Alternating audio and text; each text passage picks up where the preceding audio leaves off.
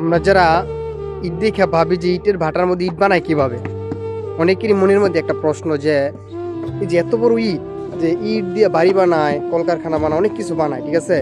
তো আমরা অনেকেই ভাবি যে ইট কীভাবে বানায়। তো আমাদের অনেকের মনের ধারণা আছে যে মেশিন দিয়ে বানায়, কিন্তু আসলে মেশিন, কিন্তু মেশিন কোন মেশিন? মানব মেশিন, যে কিনা মানুষের হাতে ইট বানানো হয়। যে দেখেন কীভাবে ইট বানা যাচ্ছে। আমরা কিন্তু অনেকেই প্রশ্ন করি মনে মনে যে ইট কীভাবে বানায়, যে মানব মেশিনের মাধ্যমে ইট বানায়। হ্যাঁ, যে স্পিডে কাজ করে ভাই, আমার মনে হয় কি রোবটে এত স্পিডে কাজ করতে পারবে না। তো দেখেন ভাই, আমরা ইটের বাটে আসছি ভিডিও করার জন্য, আমার শর্ট ফিল্ম করার জন্য। তো হঠাৎ আমার চোখে পড়ে গেছে যে তাদের এই ইট বানানোর এই কৌশলটা আমার কাছে অত্যন্ত ভালো লাগছে।